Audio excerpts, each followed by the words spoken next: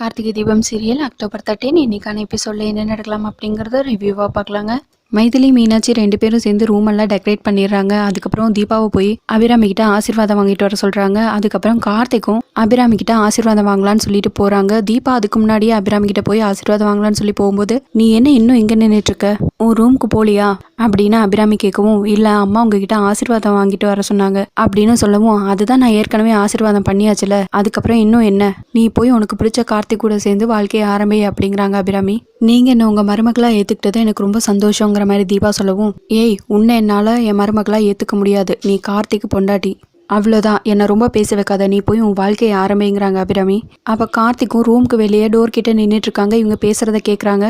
ஏன் அத்தை உங்களுக்கு என்ன பிடிக்கல, நீங்கள் என்னை இந்த வீட்டை விட்டு போக சொன்னதும் நான் தான் போயிட்டேனே அத்தை, அதுக்கப்புறம் நீங்கள் திரும்பவும் என்னை இந்த வீட்டுக்கு கூட்டிகிட்டு வரதுக்காக வரீங்கன்னு தெரிஞ்சதுக்கப்புறம் தானே நானாக கிளம்பி வந்தேன்.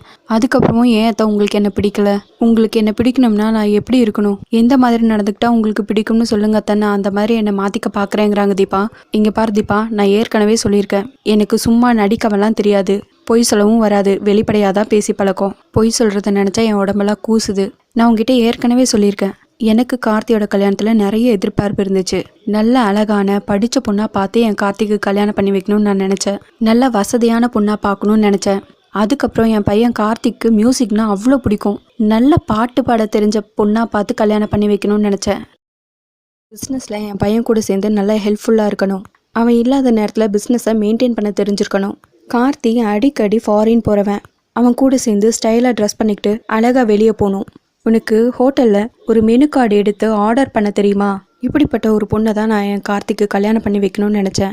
உன் கழுத்தில் கார்த்தி ஒரு விபத்தா தாலி கட்டியிருந்தாலும் அதுக்கு உண்மையாக இருக்கணும்னு நினச்சான். இப்போ கூட உன் மேலே இறக்கப்பட்டு தான், ஒரு கருணையினால தான் உன் கூட சேர்ந்து வாழ முடிவெடுத்திருக்கான். மற்றபடி உன் மேலே இருக்கிற காதல்னாலையெல்லாம் கிடையாது.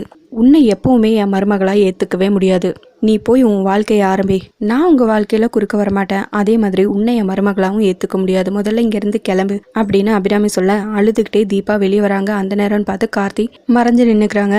அம்மா நீங்களே அப்படி பேசுறீங்க, என்னால் நம்பவே முடியல. தீபா எனக்கு ஏற்ற பொண்ணு தான், நான் கருணையினால் அவங்கள ஏற்றுக்கல, அவங்க மேலே இருக்கிற அன்பால தான் நான் ஏற்றுக்கிறேங்கிறது கூடிய சீக்கிரம் உங்களுக்கு புரிய வைக்கிறேன் அப்படின்னு கார்த்தி மனசுலேயே யோசிச்சுட்டு அங்கேருந்து போயிடுறாங்க. இன்னொரு பக்கம் தீபாவும் கண்ணையெல்லாம் தொடச்சிக்கிட்டு, எனக்கும் எல்லா திறமையும் இருக்கு, நீ தான் எனக்கு ஏற்ற மருமகன்னு உங்கள் வாயாலேயே சொல்ல வைக்கிற அத்தை அப்படின்னு தீபாவும் மனசில் நினச்சிட்டு அங்கேருந்து போயிடுறாங்க. இன்னொரு பக்கம் மைதிலி, மீனாட்சி, ஜானகி, ஐஸ்வர்யா 4 பேர் உட்காந்து பேசிகிட்டு இருக்காங்க. அப்போ மைதிலி மீனாட்சி கிட்ட அவங்க கொழுந்தனார் எக்ஸாமில் பாஸ் ஆயிடுவாரா அப்படின்னு சொல்லி கேட்க, அதெல்லாம் என் கொழுந்தனார் சூப்பராக பாஸ் ஆயிடுவார் பாருங்க அப்படின்னு சொல்லிட்டு இருக்காங்க. இன்னொரு பக்கம் ஜானகி ரொம்பவே பதட்டமாக இருக்காங்க. என்னத்தை யோசிச்சுட்டு இருக்கீங்க, அதெல்லாம் எந்த பிரச்சனையும் வராது, எல்லாம் நல்லபடியாக நடக்கும், நீங்கள் எதுக்கும் கவலைப்படாதீங்க அப்படின்னு மைதிலி சொல்கிறாங்க. இன்னொரு பக்கம் மீனாட்சி, ஆமாம் நீங்கள் எதுக்கும் பயப்படாதீங்க, எல்லாம் நல்லபடியாக நடக்கும், இதில் என்னோட ஃபர்ஸ்ட் நைட் அன்னைக்கு என்ன நடந்துச்சுன்னு தெரிஞ்சா நீங்கள் சிரிக்க ஆரம்பிச்சிருவீங்க அப்படின்னு மீனாட்சி சொல்ல, என்ன நடந்துச்சுன்னு சொல்லுங்கங்கிறாங்க மைதிலி. என் வீட்டுக்கார் வந்தார், அவர் பாட்டுக்கு தூக்க ஆரம்பிச்சிட்டாரு, அவர் விட்ட கொரட்டை சத்தத்தால் நான் தான் தூங்க முடியாமல் இருந்தேன், அடுத்த நாள்ல இருந்து நான் அவரை தூங்க விடல அப்படிங்கிறாங்க மீனாட்சி. இப்படி எல்லாரும் பேசி சிரிச்சிட்டு இருக்காங்க. அப்போ ஜானகி, இதுக்கே இப்படி சொன்னீங்கன்னா அப்போ என் கதையை கேட்டால் என்ன சொல்லுவீங்க, கோவப்படுறதா சிரிக்கிறதான்னு கூட உங்களுக்கு தெரியாது அப்படின்னு ஜானகி சொல்ல, என்னன்னு சொல்லி எல்லாம் ஆர்வமாக கேட்குறாங்க. நான் பால் எடுத்துகிட்டு உள்ளே போனேன், அவர் உட்காந்துட்டு இருந்தார், அவரும் உட்காருமான்னு சொன்னார், சரின்னு உட்காந்தேன். அதுக்கப்புறம் நீங்கள் பெரிய நாதஸ்வர வித்வான்னு கேள்விப்பட்டேன், நீங்கள் வேற வேலைக்கு எதுவும் போக மாட்டேன்னு சொல்லிட்டீங்களாமே அப்படின்னு ஜானகி தர்மலிங்கத்துக்கிட்ட கேட்க, ஆமாம் எனக்கு நாதஸ்வரம் வாசிக்கிறது ரொம்ப பிடிக்கும், இது பரம்பரை தொழிலும் கூட, அதனால தான் வேற வேலைக்கு போக மாட்டேன்னு சொல்லிட்டேன் அப்படின்னு தர்மலிங்கம் சொல்லவும், சரி இப்போ வாசிச்சு காட்டுறீங்களா அப்படின்னு ஜானகி கேட்க, சரின்னு தர்மலிங்கமும் போய் நாதஸ்வரத்தை எடுத்துட்டு வந்து வாசிக்க ஆரம்பிக்கிறாரு. இது இந்த நட அந்த நடன்னு சொல்லிட்டு பல நடைகள் வாசிச்சுட்டு இருக்காரு. டைம் 10, 11, 12, 1, 2ன்னு காலையில் 5 மணி ஆயிடுது. கிட்டத்தட்ட விடிஞ்சே போயிடுச்சு. ஜானகியும், ஏங்க விடிஞ்சிருச்சு, நான் போய் உங்களுக்கு காஃபி எடுத்துகிட்டு வரேன் அப்படின்னு சொல்லிட்டு அங்கேருந்து போக, பரவாயில்லையே இந்த பொண்ணுக்கு நம்ம வாசிச்சது ரொம்ப பிடிச்சிருக்கும் போல, அதனால தான் உட்காந்து கேட்டுகிட்டே இருந்திருக்கு அப்படின்னு தர்மலிங்கம் யோசிச்சு சந்தோஷப்பட்டுட்டு இருக்கும்போது, அப்படியே ஜானகி டோர்கிட்ட போய் திரும்பி நின்று ஒரு முறை முறைச்சிட்டு அங்கேருந்து கிளம்புறாங்க.